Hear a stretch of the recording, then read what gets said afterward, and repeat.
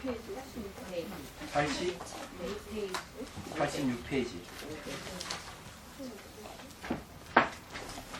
86페이지. 예, 모든 물질과 정신을 낳는 원인.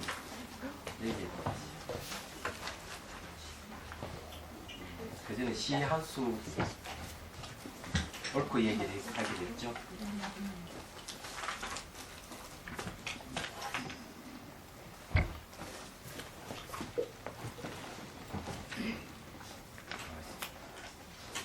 첫맛은 이렇게 이거 했나? 한 100년 지난 것 같다. 네? 왜요?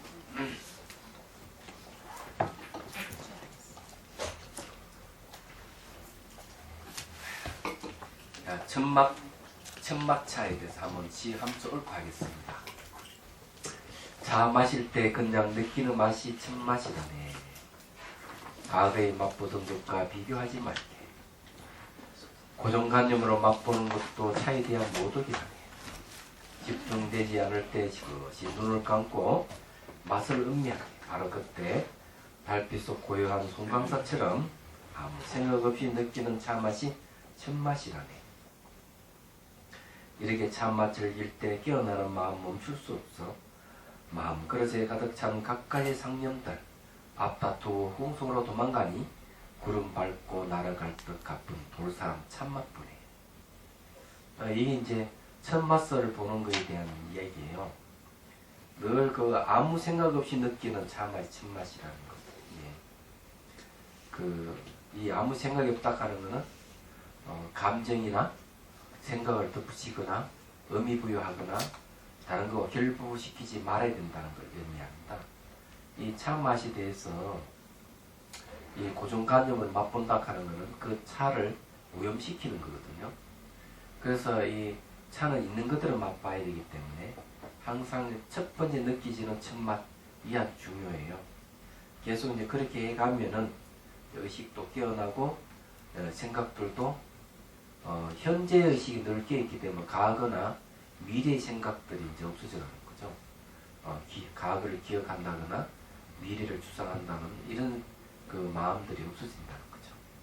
그냥 구름 밟고 날아갈 가뿐하다는 것은 번뇌가 없어지니까 몸이 가볍다는 거고, 이 돌사람 참 맛본다는 이게 좀 묘해. 그죠? 돌사람이 어떻게 차를 맛볼까? 그렇잖아요. 예, 돌사람은 아무 생각 없다는 거예요. 그래서 돌사람이란 뜻은 생각이 없다는 거죠. 다른 뜻이 없어요. 그런 이제 돌사람한테 차를 맛보니까 이거는 죽은 사람은 분명히 아닌 것 같습니다. 예, 돌사람 비우고 그냥 아무 생각이 없는 사람, 그런 이제 돌사람이에요. 근데 그런 사람의 차 맛을 보니까 있는 그대로 맛보겠죠, 그죠? 잡념을 하는 거죠. 예? 잡념이 없다. 그럼 잡념이 없는 겁니다. 깨친 사람 아니에요 혹시? 그러니까. 대단한 사람이죠. 예. 이거는 이제 일 없는 사람이에요. 일 없는 사람. 일이 많은 사람 머리가 복잡한데 일이 없기 때문에. 만우님이네. 아니요. 아니 그 깨친 분도 중생부재 하시려면은 복잡하실 텐데 일 없이.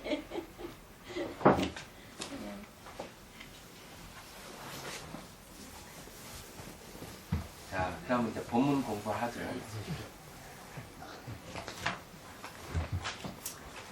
86페이지에 보면 모대는 몸과 물질과 정신을 낳는 본인이다 이렇게 되어 있어요. 원래 이제 보통 보면은 경전에 보면 4대란 말을 많이 씁니다. 4대. 근데 여기 이제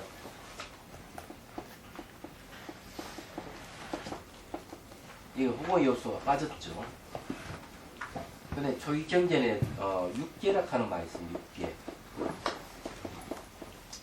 6계는 뭔가 하면은 실수화풍 4대에다가 뭐가 들어가는가 하면은 이 공대가 들어갑니다.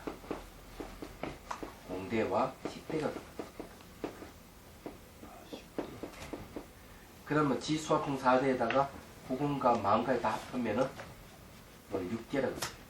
이거는 4년째 이게 벌써 나옵니다. 그런데 7대도 있어요. 7대. 요 7대는 뭐가 들어가는가 하면 여기에다가 견대가 하나 들어갑니다. 견대. 여기 하나 더 첨가되면은 이게 이제 7대가 되는 거죠. 이 대하는 말은 여기 개라는 말하고 같은 뜻이에요. 요소 이런 뜻이 있습니다. 네.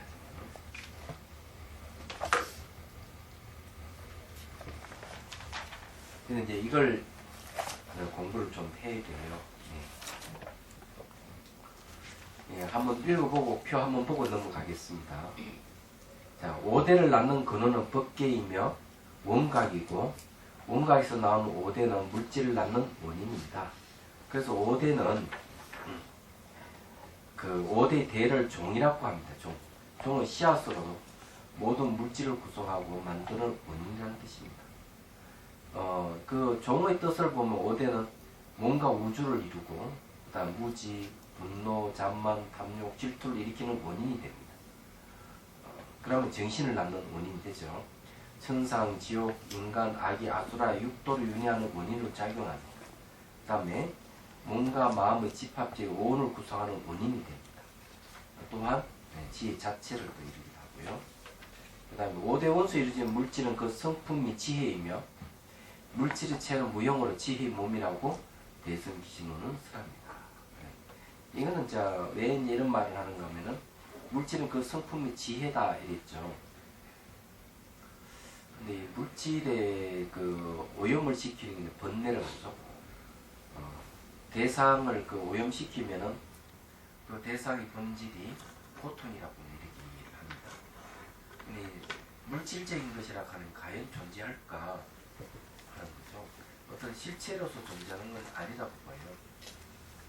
그래서 우리가 물질이라 하는 것을 보면은 마음의 표현입니다. 자기 마음의 표현으로 나타나는 게 물질이기 때문에 그러면 그 본성을 따진다면은 성품을 따진다면 지혜라고 할 수 있죠.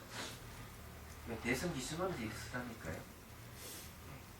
자, 그래서 땅의 원소는 찬란하게 빛나는 노란색 강명의 평등성기로 나타나며 물의 원소는 찬란하게 빛나는 하얀색 강명의 대원 경지로 표현되며 불의 요소는 찬란하게 빛나는 빨간색 강명의 묘관찰지로 나타나며 바람의 요소는 초록색 강명의 성소작지로 나타나며 풍의 요소는 지수와 풍의 물질계가 거쳐할 수 있게 하며 찬란하게 빛나는 파란색 강명의 법계 재성기로 나타납니다. 여기 이제 뒤에 표만 나옵니다. 그리고 보면은 이제 요 표 안에 이제 다 들어가 있는 거죠. 거기에 바람의 요소, 밑에 바람의 요소는 이제 공기, 생명력으로 이제 보는 거죠. 네. 색깔은 이제 초록색이고, 오독은 질투고, 오온을 보면 행에 속하고, 그 다음에 오도로 치면 아수라고, 지혜로 치면 성수작지고, 부처로 보면 불공성치불에 해당하는 아이들이 있습니다. 이건 이제 전부 다 한 번씩 보면 다 될 것 같아요. 표로 다 해놨으니까. 실체.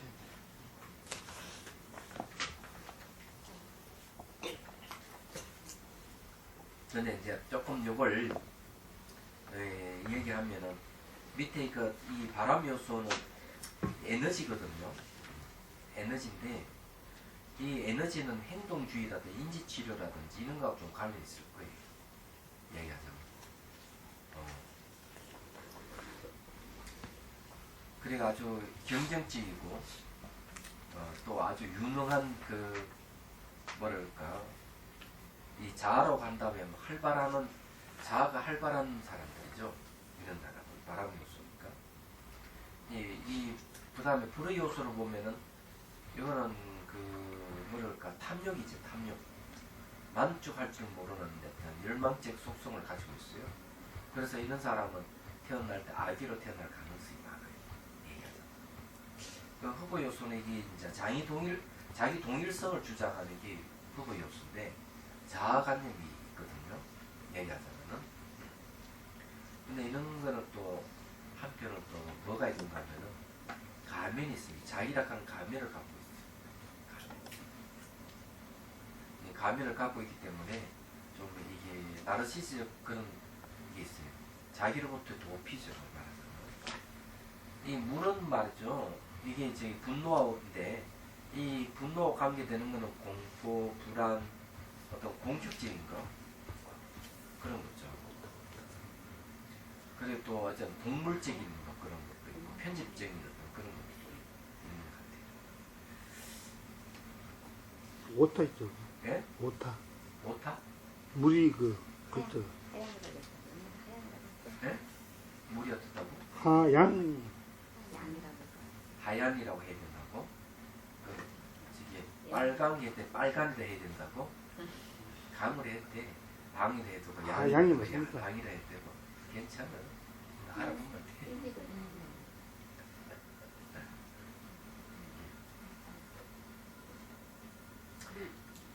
만다라고 설명하신 어떤 스님이에요. 오순정부를요. 가운데를 부여자단으로 금수원 만들고 그쪽 아축부리고 서쪽을 아미타 부리고 남쪽 고생뼈 이쪽을 이렇게 붉은 성치열을 불러 이렇게 설명하시던데. 네.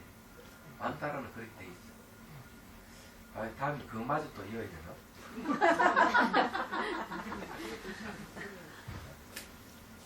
그 다음에 딱 넘어갔어. 88페이지요. 자, 그리고 색이 지혜의 성품이므로 공성을 깨달으면 법신을 이루는가 동시에 색신이 보신과 응신, 화신을 낼 수 있습니다.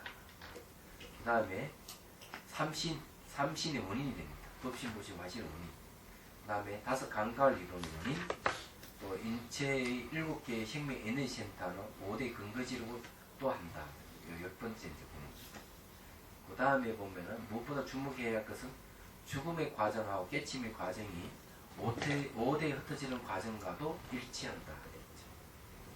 그럼 이런 거 다 얘기하면은 그런데 인체 일과의 생명 에너지 센터에는 요 주에 다 내 있는 것 4개는 힌두교의 그 밀교를 근거로 해서 이렇게 해놨습니다. 불교는 아니고요. 그 자비다선에서는 불교에서 이제 얘기하는 걸 그렇게 기술해 놓고 요는 주에서는 힌두교입니다. 그렇게 이제 보시면 돼요. 그래서 여기 이제 그 세계 지혜의 성품이다 하는 말을 여러분 이제 알 필요가 있거든요. 그 대성기신문 주에도 그래 나와서 49분 보면은 이 지성적 색고로 설명법신다. 그 지혜의 성품, 지혜의 성품이라 하는 게 바로 물질이라는 거죠. 바꾸면 물질이 지혜의 성품이다 이 말이에요. 얘기하자면은. 그러니까 우리가 물질적 현상이라 하는 이 보이는 것도 전부 다 마음이 만든 겁니다. 예. 그렇게 이제 보시면 돼요. 오늘도 그냥 넘어가고. 죽음의 공포에 대해서.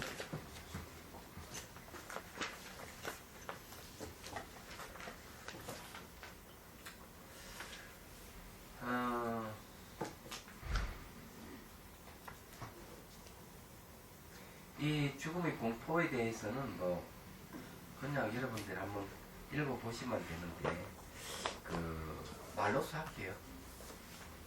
이게 이제 뭔지를 그 이제 서강대학에 이제 강의하는 교수 네 한번 그런 전화상으로 그런 얘기를 한번 하더라고요. 안락사에 대해서 질문을 해요. 안락사는 스님의 생각이 어떻게 생각하느냐.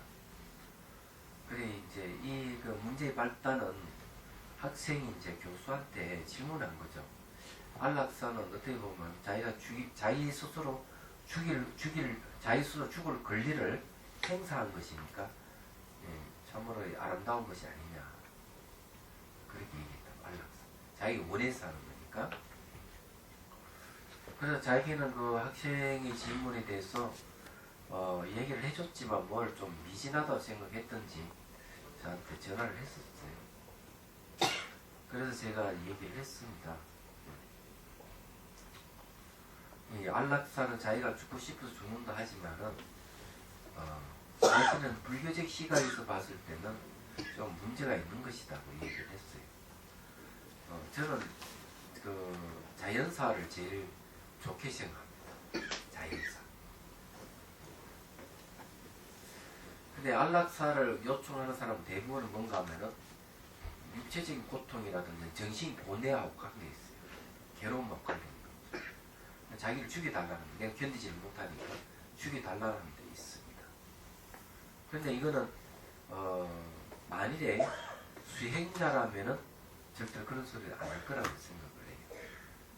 왜냐하면은 고통이라든지 고뇌를 객관적으로 보는 사람이라면, 그런 수행자라면 절대로 안락사를 부탁하거나 자살 같은 거 안 할 거라고 얘기하죠. 그런데 자기가 이 육체적으로 정신적으로 일어난 이 괴로움에 대해서 처리를 못하기 때문에, 너무 괴롭기 때문에 사실 안락사를 요청하는 거거든요. 그런데 수행을 해보면은 아시지만 이 아픔이라든지 이런 고뇌라든지 이런 걸 객관적으로 볼 수가 있어요. 한 번은 제게 뭐고 발 마사지를 해주겠다는 그 사님이 계셔가지고 한번 해보라 했고, 요런 그 막대기 있잖아요. 막대기 이렇게 막 쑤시요. 그래 쑤시는데 그냥 아무 반응을 안 보이니까 스님 안 아프냐고 너무 묻더라고. 아프지 왜 안 아파? 아파 무지무지하게 아프죠. 막 쑤시는데. 그런데 저는 그게 단련이 돼 있어요. 수행할 때 육체적 고통을 객관적으로 보는 힘이 있습니다. 그런데 아픔을 객관적으로 보면 괜찮아요. 아무지도 않습니다. 예, 수행할 때 뭐 날마다 아팠으니까 앉으면 막 이 폭탄이 폭발하듯이 고통 그런 데도 오고 정신이 살짝 가기도 하고 그랬었거든요. 근데 그것을 객관적으로 보기 시작하면은 아무지도 않다는 거죠. 근데 문제는 아프다 하는데 내가 아프다가 내가 꼭 들어가요. 그렇기 때문에 아픔이 아주 심화되는 겁니다. 객관적으로 볼 때는 그런 게 없습니다. 그런데 이제 마찬가지로 이제 이분도 자아관념이 강하기 때문에, 강한 자극이 오기 때문에 자기가 아프다는 생각을 갖고 있지 않나 그런 생각을 해요. 그래서 이제 제가 이 얘기는 그런, 만일 수행자라면은 절대로 그렇게 안 할 것이다 제가 얘기했어요. 그런 사례로 보면은 예를 들어 부산 노스님 같은 분은 입적하실 때 그런 얘기, 제자들을 보고 모아놓고 내 몸에 주사바를 꽂지 말아라 딱 선언을 해요. 그게 맞는 이야기죠. 그렇죠. 주사바를 꽂지 말아라. 뿐만 아니라 이 그 수행자 아닌 사람들도 보면은 어느 할머니는 겨울에 그 넘어져가지고 엉덩이 뼈를 부러뜨려가지고 병원 입원했는데 왜 웃어? 부러뜨려야죠. 예, 뭐 알아들었어요? 알아들었죠. 부러졌어. 되게 들어요.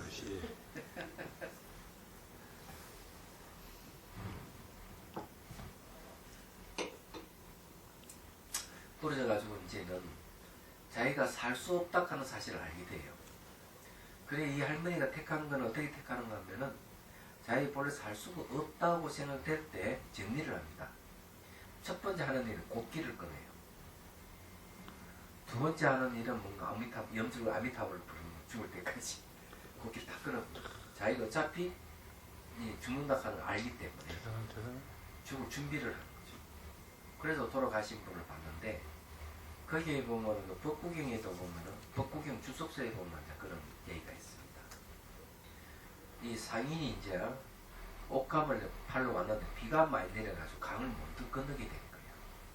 그러고는 그만 이 옷감을 팔 수 있는 시기를 놓쳐버렸어. 놓쳐버리니까 이제 다시 돌아가려면 한 달 이상 또 걸어서 가야 되고 하니까 이왕이면 차라리 사두고 내가 이렇게 기다렸다가 물건을 다 팔고 가겠다 이런 생각을 해요. 근데 이제 부처님 딱 보시니까 저 상인이 일주일 이상 살 수 없다 하는 걸 알게 돼요. 이제 제자를 시켜가서 이 얘기를 하게끔 하는 거죠. 그래, 당신 수명이 지금 일주일밖에 남지 않는다. 그런데 여기에 뭐 기다리가 내년까지 기다려서 물건을 판다고 하는 것이 과연 그게 올바르겠느냐 하는 걸 얘기를 해줘요. 죽을 준비를 해야 되지 않느냐는 거죠. 그러니 상인이 그 얘기를 듣고 이제 부처님과 스님도 초청해서 공양 올리고 수행을 하는 거죠. 보면. 그래 수다옥가를 얻어요. 그래서 이제 일주일 뒤에 돌아가시는 얘기 나오는데 내용으로 봐도 마찬가지. 자기가 죽을 줄 알면 미리 죽을 준비를 하는 거죠. 이게 아주 중요하다. 이 할머니도 자기가 이제 죽을 줄 알기 때문에 준비를 해서 죽지 않느냐. 그렇죠. 그런 거 봤을 때 안락사는 아무것도 아니다.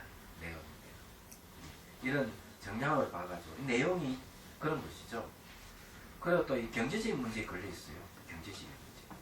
경제적인 문제에 걸려가지고 이게 병원에 많이 입원하면 경제적인 문제가 발생하게 되는 거죠. 그렇거든요. 경제적인 문제가 발생을 할 때 그래서 이 문제를 해결하기 위해서 안락사를 원하는 게 아니냐 이렇게 얘기를 할 수 있지만은 아니다. 자기가 언제 자기 환자의 의지대로 죽을 수가 있는 거죠. 굳이 병원에 입원할 필요도 없는 거고 얘기하자면. 그리고 자기가 벌써 죽는 줄을 안다면 굳이 병원에 병원에 내가면서 죽을 필요는 없잖아요. 안 그렇겠습니까? 그게 무슨 존엄사한 겁니다. 그래 존엄사 문제겠죠. 그럼 어쨌든 말이죠. 자기가 죽을 권리가 있다고 마음대로 해서 목숨을 끊는 건 아니라고 보는 거죠. 그래서 자연사가 제일 좋다. 이렇게 이제 말씀을 드릴 수가 있어요. 그 다음에 이제 이 자아 문제인데 죽음에 대해서 가장 큰 문제는 자아 문제예요. 내가 죽는다, 내가 아프다, 내락하는 꼭 들어가거든요. 그럼 이 문제는 해결돼야 된다고 봅니다. 얘기하자면은. 그런데 과연 자아라는 존재하는 것인가 하는 문제가 있어요. 그럼 우리 마음의 본성은 사실 죽음이 없거든요. 이게 자아가 아니기 때문에. 여기에서도 이제 그런 부분을 한번 읽어보도록 하죠. 92페이지 보십시오. 그 중간에 제자 하는 부분. 하지만 아무리 생각해도 죽음의 두려움을 어떻게 할 수 없을 것입니다. 두려움이 두려워할 자아가 없고 죽는 주체인 자아가 없는데 어떻게 두려움과 죽음이 있겠는가? 제자. 스승님은 자아가 없다는 걸 어떻게 인지하십니까? 스승. 자기 자신을 하고 있는 걸 스스로가 알면서 하면 되지. 자, 무엇을 알면서 한다는 겁니다. 자신이 하고 있는 걸 스스로 알면서 하는 과정에 나라는 생각이 일어나지 않고 생각이 없는 상태에서 잠도 안 자고 바뀌지도 않고 세밀하지 않는 마음의 본질을 볼 수 있다. 설령 그것을 체험하지 못한다 해도 죽음에 임박한 사람이 이것을 확신한다면 죽음의 공포에서 벗어날 수 있는 것이야. 어떻게 하면 마음의 본질을 볼 수 있습니까? 마음의 움직임을 멈출 수만 있다면 마음의 근원에 들어가는 것은 어렵지 않아. 그러려면 정념 수행을 해야 해. 자, 마음의 움직임을 멈춘다 하는 것은 바로 선정을 얘기합니다. 선정이 온다면 마음의 근원으로 바로 들어갈 수가 있어요. 본성을 볼 수 있습니다. 제자, 마음 움직임이 멈춘다는 것은 그 시각, 청각, 후각, 미각, 촉각, 의식의 표면 마음과 말라시 아래시의 심청 마음, 그리고 이러한 마음 작용이 각가지 선악의 심리가 멈추는 것을 말하는 것입니다. 그렇다면 정념으로서 이러한 심청 심리의 본질을 깨뜨려 가는 것에 수행의 단계가 나눠지는 것이라는 얘기입니다. 그래서 이게 이제 결국 자아 문제죠. 그러니까 옛날에 다 경험해 본 건데요. 92년도에 제가 미얀마 갔다가 93년도에 돌아왔습니다. 1년하고 한 달 보름도 수행을 했는데요. 그래서 그 다음에 이제 그 다음에 94년도에 또 한 차례 또 미얀마 갔습니다. 수행을 한 거예요. 내가 이제 그 93년도에 소위 맡아서 있다. 그래도 내가 수행을 하다가 금방 너무 아쉬워서 그래도 쇼부를 완전히 보고 올라 했는데 못 봤기 때문에 또 갔어요. 갔다가 이 94년도에 돌아올 때 전화를 한 통을 받았거든요. 이게 이제 제가 아시는 교사님이 병원에 입원했다. 했는데 나를 좀 보고 싶다. 그래 무슨 일인가. 그래서 그 다음날 이제 오전에 갔어요. 갔더니만 연세 67세인가 그렇고요. 암이에요. 말기에 암으로서 도저히 소송할 수 없다는 거죠. 얘기하죠. 가족들은 옆에 앉아있고 제가 문 열고 들어갈 때는 이 의사님이 침대에서 일어나서 손을 잡는데 얼굴이 아주 참담한 모습이었습니다.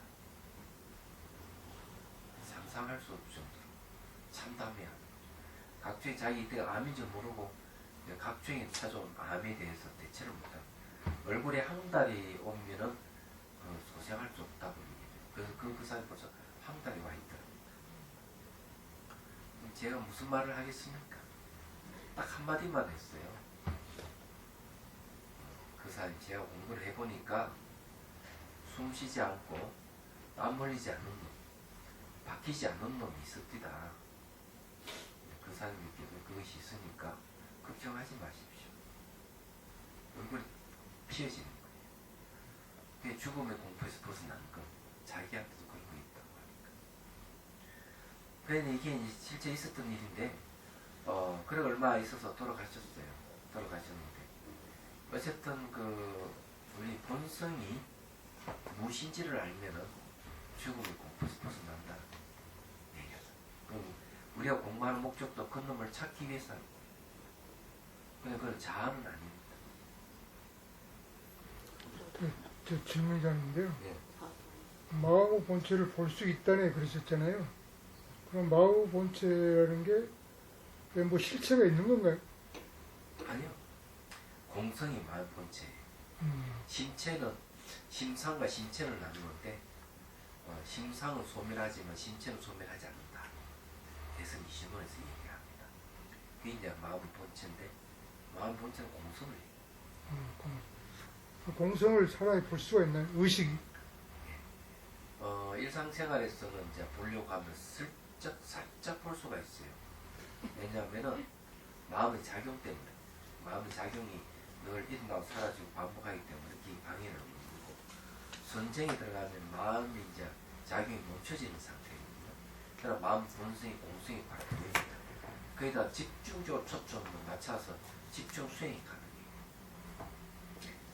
그러려면 이제 공성에 대한 미래의 학습이 필요합니다. 공성이 무엇인지 알아야 돼요. 그래서 법문을 듣고 법을 사유를 하는 거죠. 그래서 공성에 대한 명확한 이해가 됐을 때 수행에 들어가요. 공성하고 진여는 다른가요? 같은 같은 거예요. 게 같지만 조금 차이가 있어요. 진여를 이제 둘로 나누죠. 공과 불공으로 나누죠. 공과 불공을 나누기 때문에 그 진여라고 하는 거죠. 공성도 제1이 공이 있고 그냥 공이 있고 그래요. 제1이 공이 바로 공과 불공을 갖춘 공을 얘기합니다. 그건 진여와 똑같은 것이죠. 그런데 이제 공할 때는 이제 잘 구분했었어요. 얘기해서.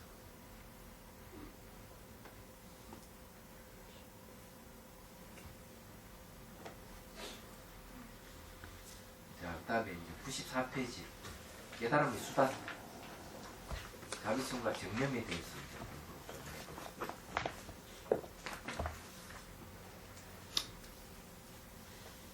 이 깨달음이라고 이제 얘기를 했을 때 원갑경에서는 어떻게 얘기를 하고 있느냐.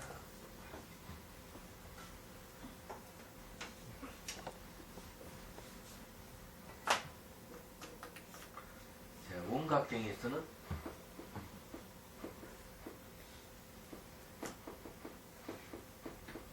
뭔가 욕망의 깨달음이잖아요. 자, 여기서 뭐가 나오는가 하면 허공이 나옵니다.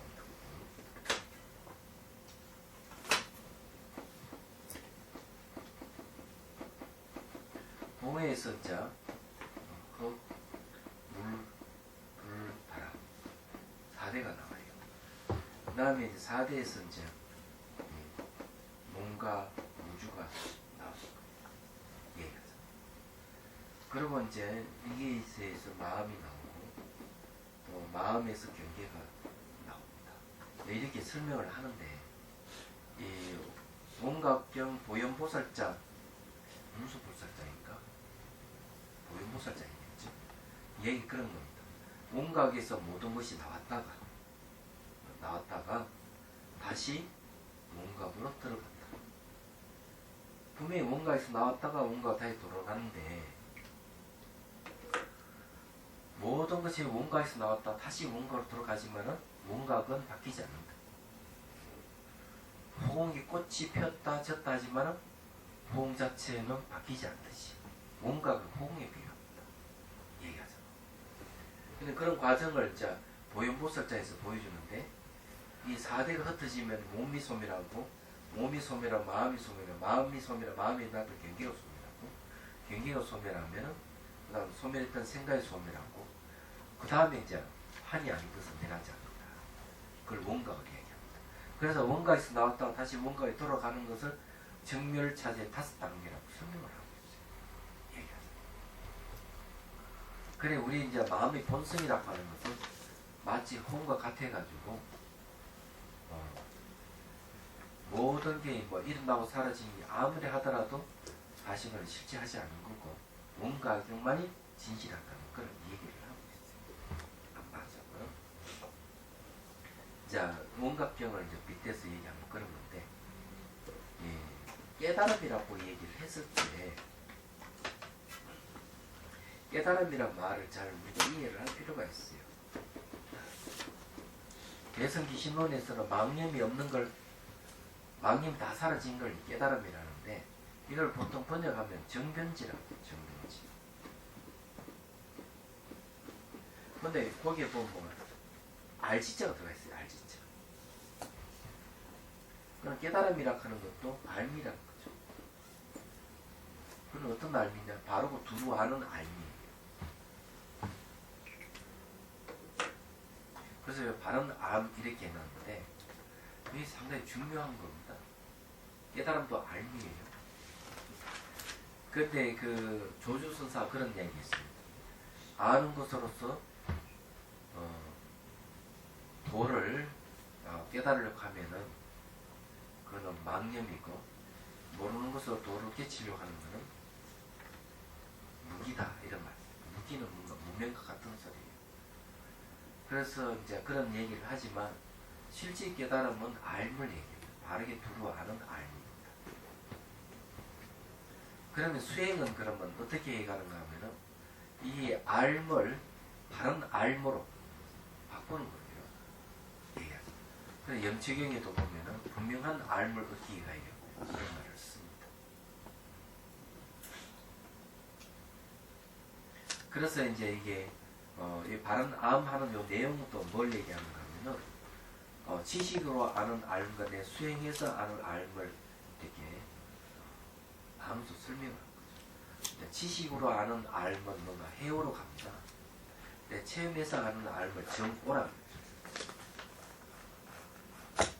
그렇게 얘기를 할 수가 있습니다.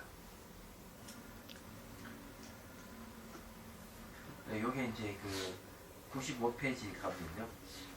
자비수관의 수행 체험은 자비손과 정념이라는 방편이 있기 때문에 일어납니다. 그렇죠? 그래서 자비수관 체험은 대상과 접촉했을 때 일어납니다. 접촉에 대해서 말씀을 드리죠.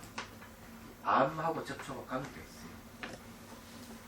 이제 철저하게 이 깨달음이 무엇인지에 대한 공부를 하기 위해서 자, 이 깨달음을 우리가 얘기할 때 하나는 알에 대한 얘기 나오죠. 그럼 알은 어디서 일어나는가 하면요. 알은 접촉에서 일어나는 거예요. 촉에서 일어나는 거예요. 그럼 이런 사례를 하나씩 들어서 말씀드리죠.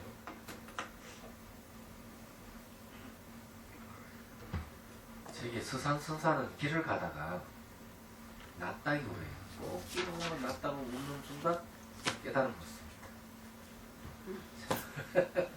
어때요?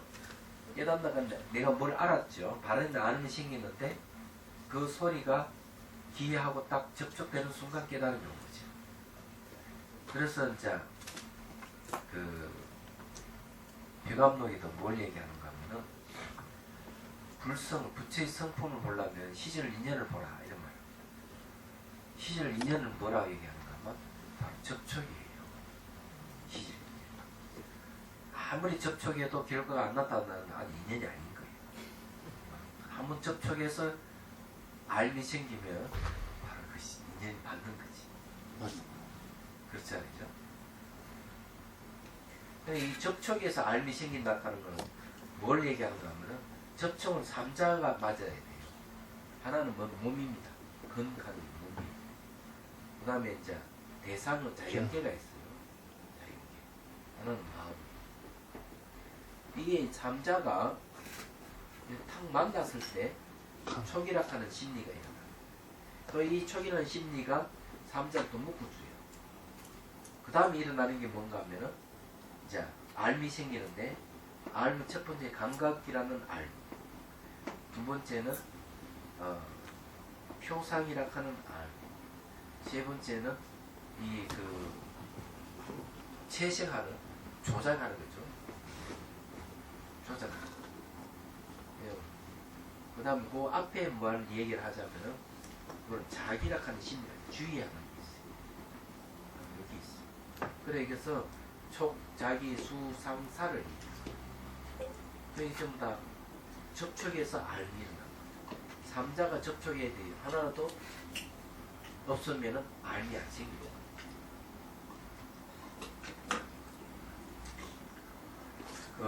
능경에 보면 그 얘기를 합니다.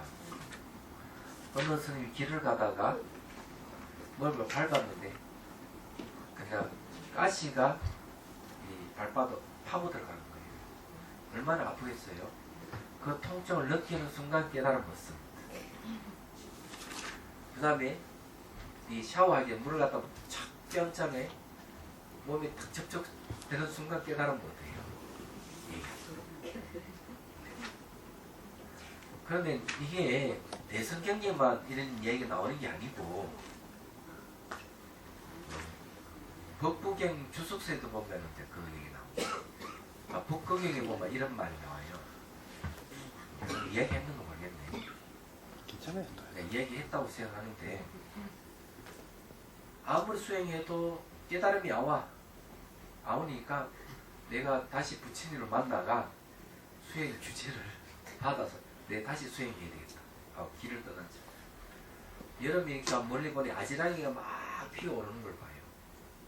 아지랑이 피어오는 거 보니까 저게 내 마음과 같구나.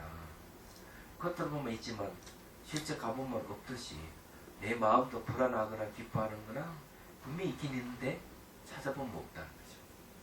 그래 거기다 탁 집중해서 이제 가는 거예요. 가다가 이제 폭포수를 만나. 가서 이제 목욕을 착 하고 그늘에 탁 쉬면서 보니까 물이 막 폭포에 떨어지면 물거품이 막 일어나잖아요.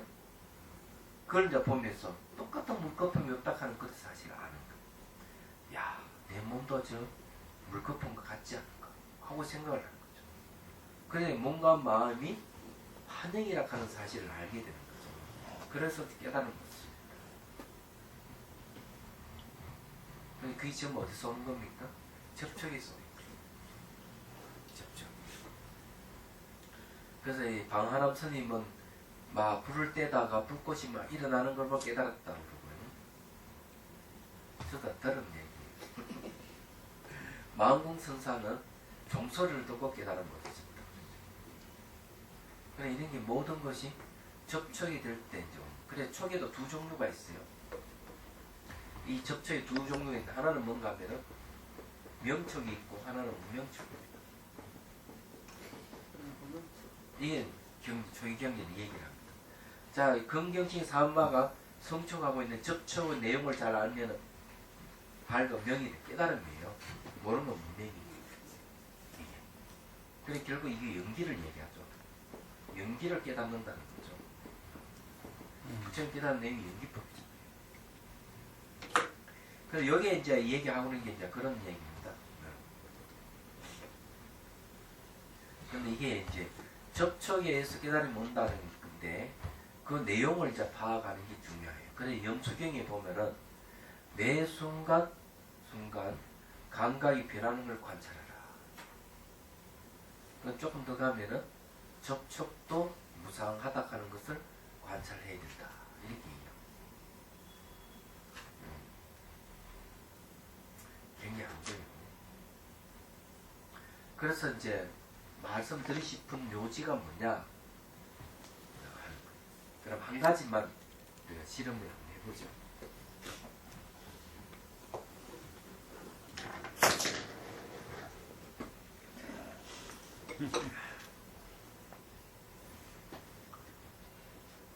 저는 이게 손을 갖다가 책상 위에 딱 잡아보시죠. 꼭 쥐면은 느낌이 오죠. 예. 그러면 손과 그 다음에 무엇입니까? 손은 근입니다. 바닥은 경이에요. 이게. 그 다음에 이걸 인식하는 마음이 있죠. 이 삼자가 탁 만났을 때 촉이라는 거죠. 우리 촉이.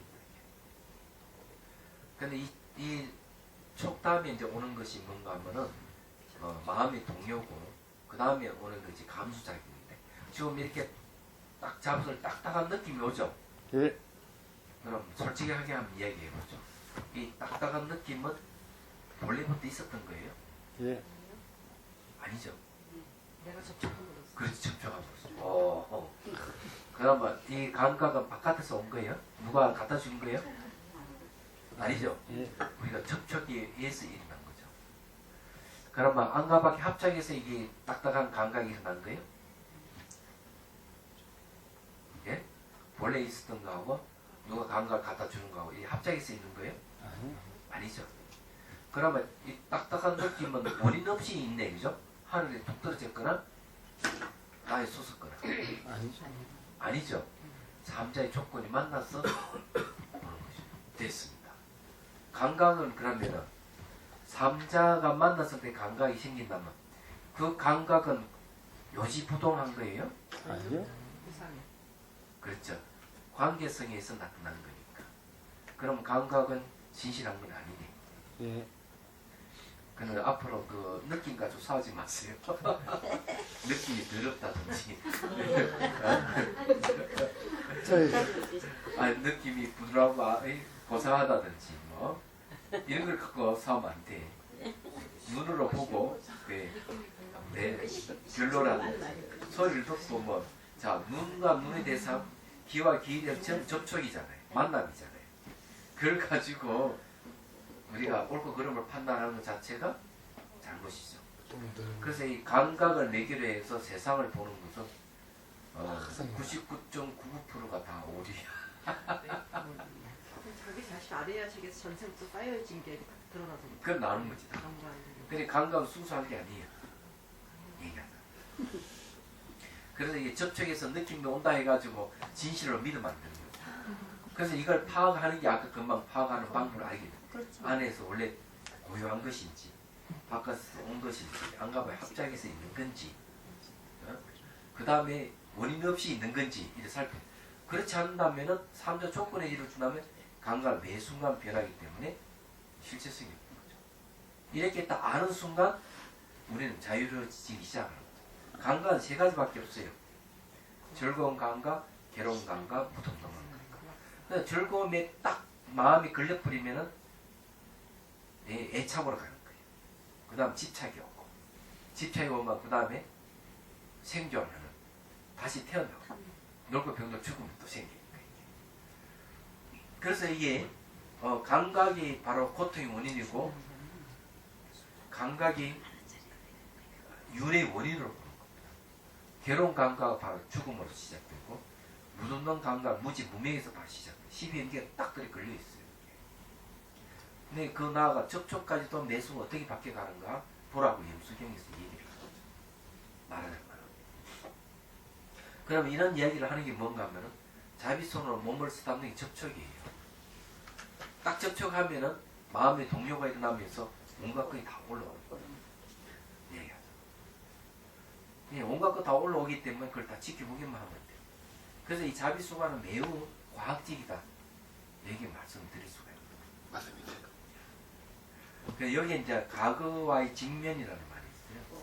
선생님 그러면 예. 자비손이 접촉했을 때 올라오는 그런 느낌들도 순수하지 않기 때문에 그것도 한인 거잖아요. 그렇죠. 그렇게 봐야 돼. 그래 이게 이제 어디 되는가 하면은 깨침의 과정을 우리가 얘기하는 무명을 우리가 감정을 먼저 얘기해 봅시다. 감정이 솟구친다 했을 때 그 다음에 오는 게 뭔가 막 괴로움입니다. 고입니다. 예, 괴로움은 말이죠. 감각적이죠. 예, 아주 감각적입니다. 괴로움. 그럼 감정은 어떤가 하면은 보통 괴로움을 가져주는 감정은 탐욕과 성냄이에요. 이런 감정이 있어요. 그러니까 탐욕과 성냄은 뭔가 하면 의식의 영역에서 일어납니다. 예. 그런데 이 탐욕이라든지 성냄이 일어나는 건 뭐와 관련되는가 하면 자아와 관련돼요. 내다 하는 거죠. 예. 그럼 자아는 그럼 근원이 어딘가 말야식.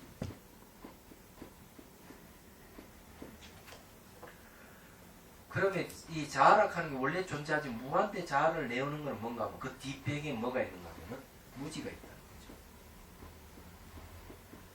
무지는 무명입니다. 이건 아리아식인 거죠.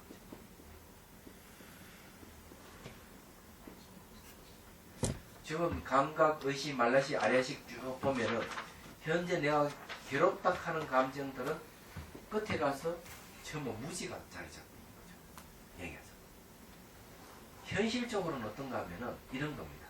현실적으로 내가 탐욕과 성냄이 일어날 때는 뒷배경에 뭔가 하면 고정된 실체가 있다. 나는 믿음을 갖고 있어 사람은. 이런 믿음이 그 배경이 돼요. 이런 믿음을 갖게 되면은 반드시 탐욕과 성냄이 일어납니다. 거기에 이제 탐욕과 성냄이 일어나는데 이런 믿음은 뭔가 하면 이 자아와 연계해 있고 그 다음에 이 고정 실체가 있다 한 믿음은 무지에서 오는 거죠. 그러니까 무지와 자아가 개입되어 있는 거예요. 근데 이걸 이해를 잘 못하시는 분들 계시더라고요. 보니까. 그래 이걸 역으로 생각하면 돼요. 감정이 올라올 때는 대상이 고정되어 있다는 데서 비롯된다는 거 빨리 알아야 돼요.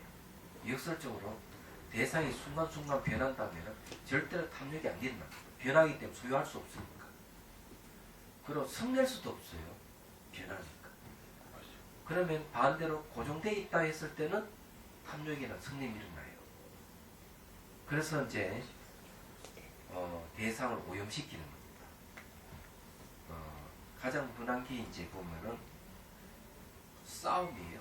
부부 간에 싸우거나 형제 간에 싸우거나 친척 간에 싸우거나 이웃집하고 싸우거나 회사끼리 싸우거나 국가 간에 싸우거나 이 싸움을 통해서 보면 아주 잘 알 수가 있대. 연인끼리 싸우는 게 더 아주 정확합니다.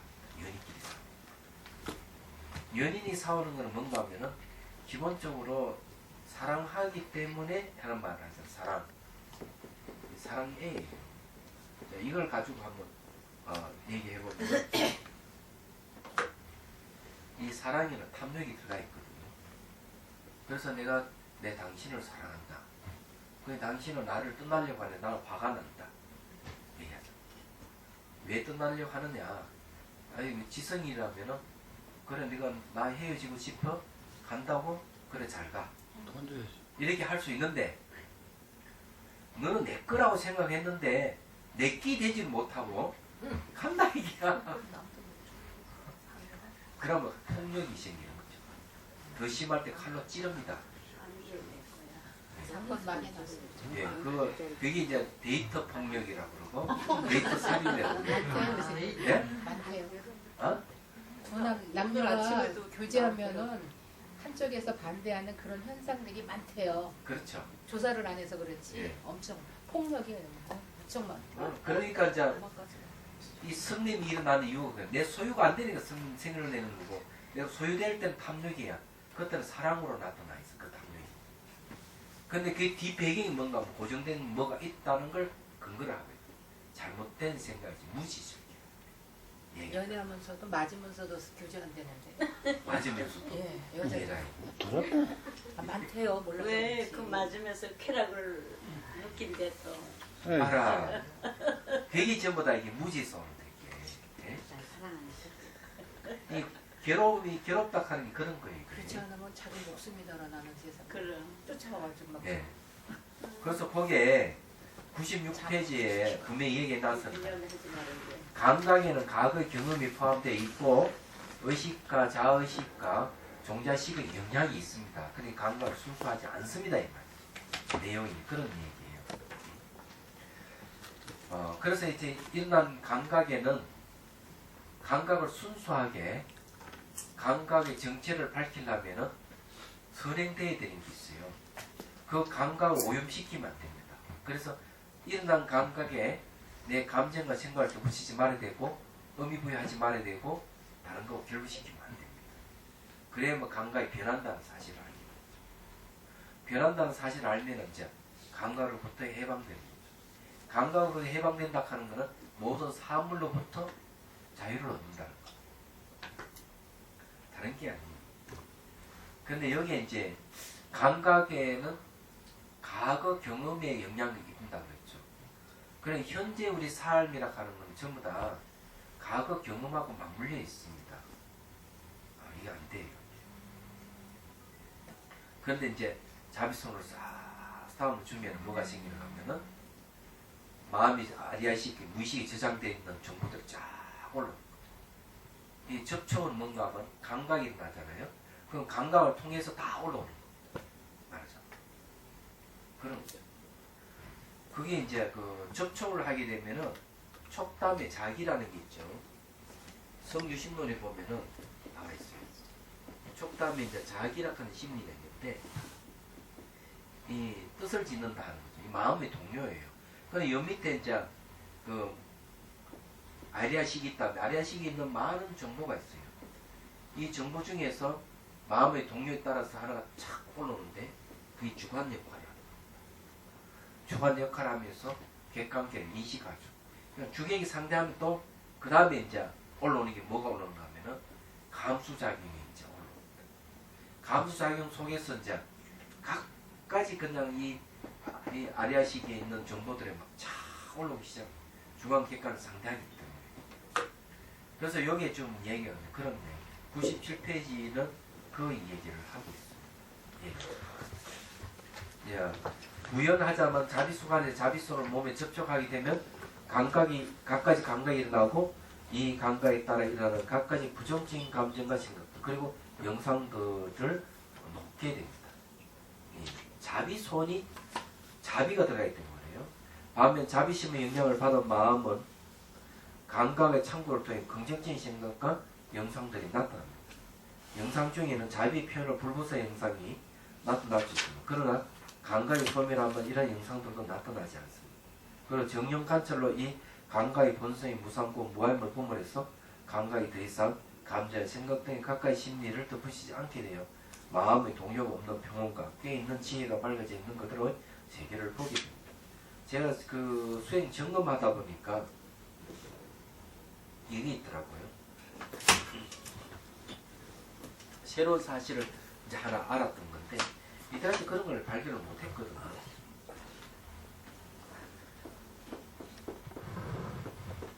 여기 이제 자비손으로 접촉을 하잖아요. 근데 이게 아주 중요한 건 자비 감정이에요. 자비 감정을 그거 다 담아줘요. 근데 이 영상 중에서 어떤 게 나타나는가 하면은 사랑과 연민에 관계되는 영상이 올라오는 거예요. 이제. 수행자 중에서. 그래서 자기 직장 종료 중에서 정말 괴로워하는 거 이런 게 다 들으면 너무 안타깝게 내가 어떻게 도와줄 수 있을까 이 생각 수행을 하면서 어릴 때도 자기 또 뭐 어릴 때 아주 행복한 그런 것이 또 막 나타나. 그러게 자비 감정을 거스다 보면은 사람과 연민에 관계되는 영상이 생긴다 하는 사람. 그때 그걸 내가 발견을 못했어요. 이게 나타나는 사람이 있더라고요. 근데 중요한 거는 이런 사랑과 연민에 관계되는 영상이 생기더라도 이것을 무상으로 관찰하고 고로 관찰하고 무화로 관찰해야 돼요. 3법입니다. 그러면 이 자비수관이 뭘로 바뀌는가 하면 자비손이 지혜손으로 바뀝니다. 지혜손. 이걸 갖다가 지혜수간이에요.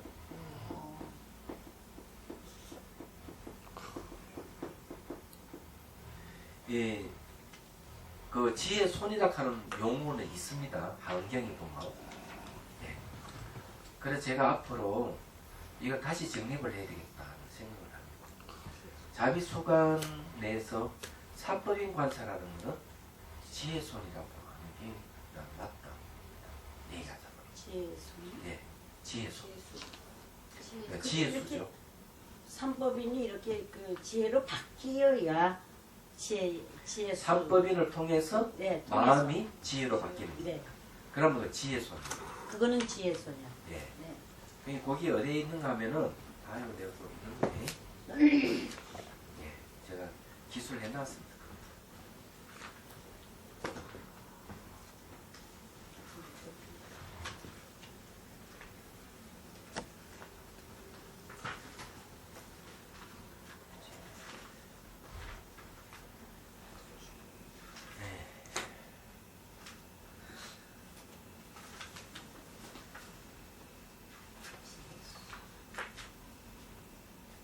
그때도 수관이라고 해야 되나?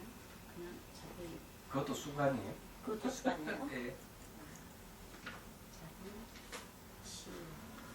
아, 찾으려면 뭐안 나타나. 나와라 뚝딱 하시면 그렇습니다.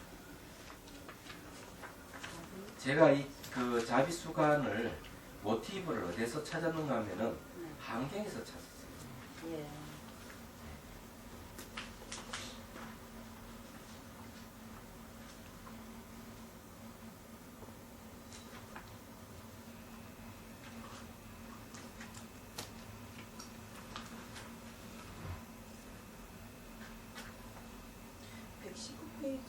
거기 지혜수라고 하는 아, 119페이지.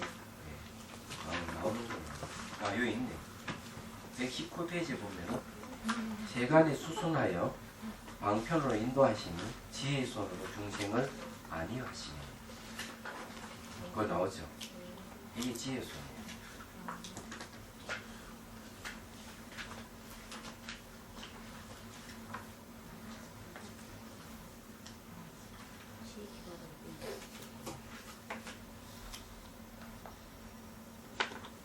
뒤에 그 세균 목차에 있어요. 예? 뒤에 찾아보기에 다 있어지. 그래요? 아, 참. 언제 봤어 또? 어. 지혜로워. 뭐가 뻑뻑해?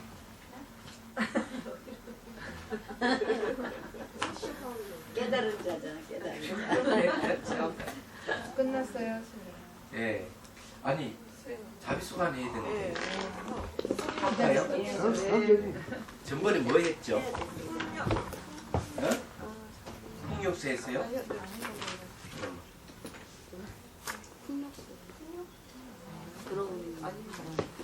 그러면 오늘은 투명수 할까 그럼?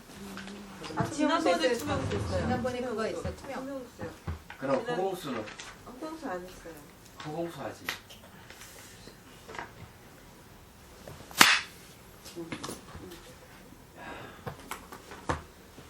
자, 숨을 들이쉬고 내쉬고 내쉴 때 몸에 힘을 쭉 뽑으십시오. 힘을 빼야만이 돼요. 이 놓는 연습입니다. 허리를 쭉 펴시고 다시 숨을 들이쉬고 내쉬고. 자, 가슴에서 연꽃 봉우리가 쭉 올라와서 손가치를 지나서 정수리에서 연꽃이 활짝 피는 걸 연상하십시오. 자, 연꽃빛 속에서 간시연보살님께서 또 솟아오릅니다. 자정에 앉으면서 손뼉을 치고 아주 좋아하는 모습을 연상합니다. 자, 후공은 바로 의식을 얘기합니다. 후공은 의식이니까 의식으로 얹어서 담으면 됩니다. 더 정확하게 하려면은 테두리만 있고 손의 테두리만 있고 비어있는 손으로 해야 돼요. 자, 이제 간신보살님께서 정수를 쓰다듬어 줍니다. 허공수로. 자, 이마, 눈썹까지 쭉 쓰다듬어 주십시오.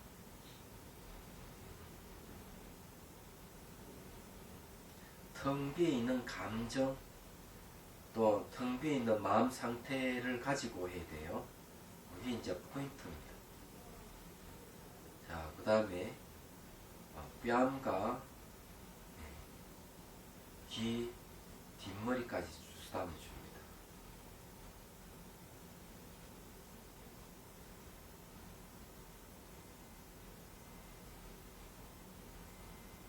그 다음에 목, 어깨까지 쓰다듬고요.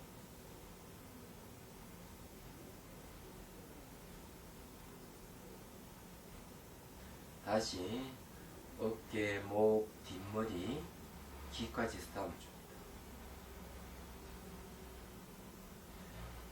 아주 중요한 감정을 넣어서 텅 빈 감정 또는 텅 빈 느낌을 가지고 쓰다듬어 주세요. 다음에 광대뼈를 쓰다듬어 주시고, 자, 코, 인중, 입술을 쓰다듬어 줍니다.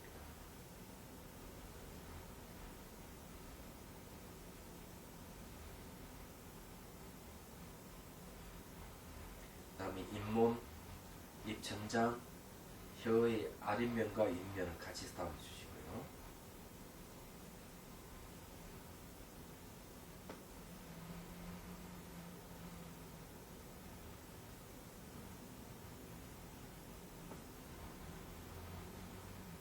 자, 다시 입술, 턱, 목, 가슴까지 쭉 쓰다듬어 주십시오.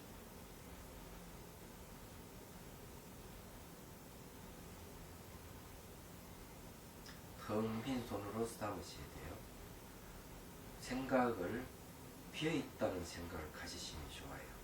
또 비어있다는 감정, 그 마음 상태를 갖고 쓰다듬어 주셔야 됩니다.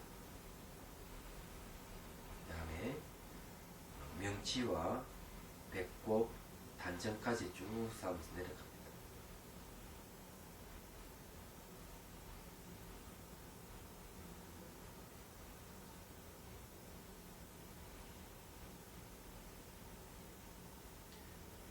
그 다음에 오른쪽 허벅지, 무릎, 정강이, 장단지, 그 다음에 발등까지 쭉 싸움 내려갑니다. 서너 차례 반복을 하십시오.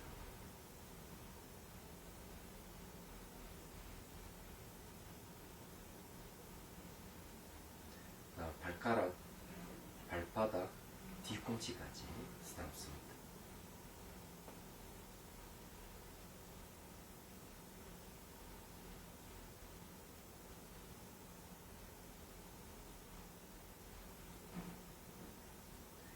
발목, 정강이와 장단지, 무릎, 허벅지까지 쓰다듬으십시오.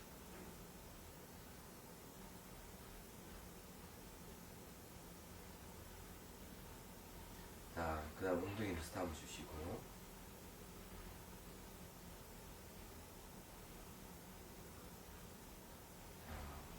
왼쪽 허벅지, 그 다음 무릎, 정강이, 장단지, 발등까지 쭉 쓰다듬어서 내려갑니다.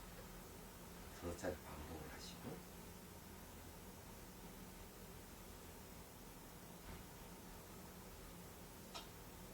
그 다음에 발가락, 발바닥, 뒤꿈치. 발가락을 쓰다듬을 때 엄지발가락을 많이 쓰다듬어 주셔야 되고요.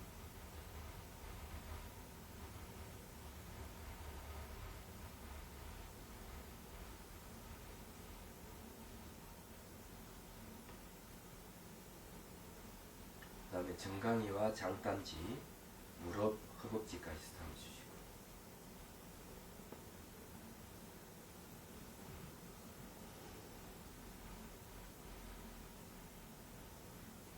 자, 그 다음에 꼬리뼈를 쓰다듬어 주셔야 돼요. 꼬리뼈부터 해서 뒷목까지 척추를 텅 빈 손으로 쭉 쓰다듬어서 올라옵니다. 그리고 좌우에 있는 부분도 쓰다듬어서 올라오십시오. 한번 올라왔으면 또 한번 내려가고, 또 한 번 올라오고요.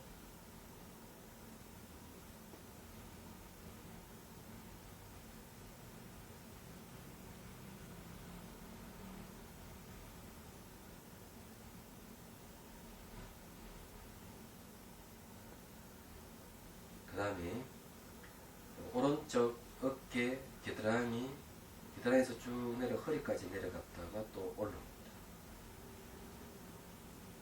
겨드랑이를 많이 쓰다듬어 주셔야 돼요.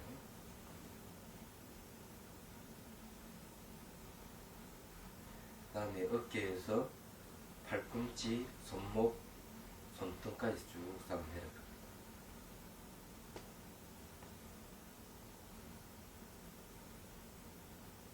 자, 이제 손가락 하나하나 쓰다듬으면서 손바닥, 손목 이렇게 쓰다듬어 주십시오.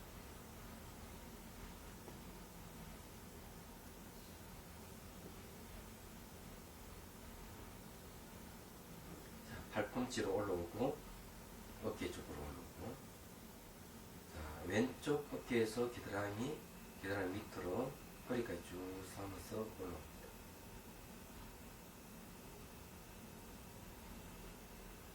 그 다음 어깨에서 팔꿈치, 손목, 손등을 쌓아주시고, 자, 손가락 하나하나 쌓아놓고 손바닥, 손목까지도 쌓아줍니다.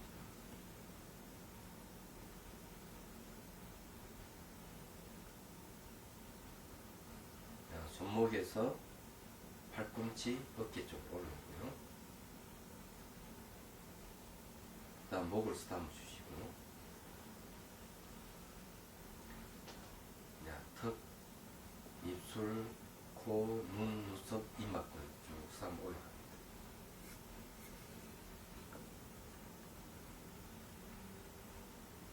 자, 정수를 쓰다듬어 주시고,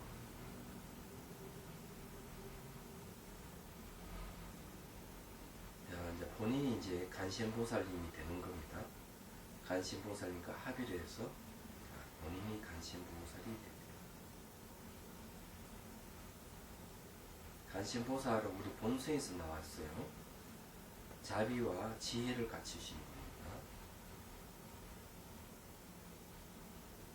자, 그런 상태를 쭉 객관적으로 지켜볼 수 있고, 지켜보는 마음을 관찰이 될 수 있으면 마음의 본성으로 들어갈 수 있습니다.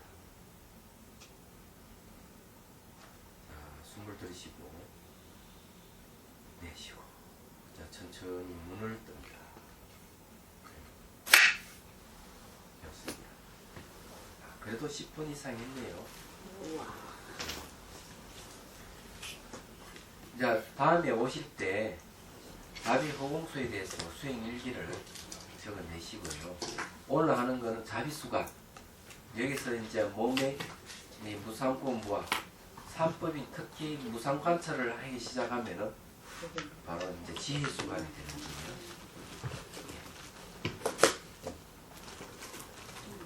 그럼 휴식하겠습니다.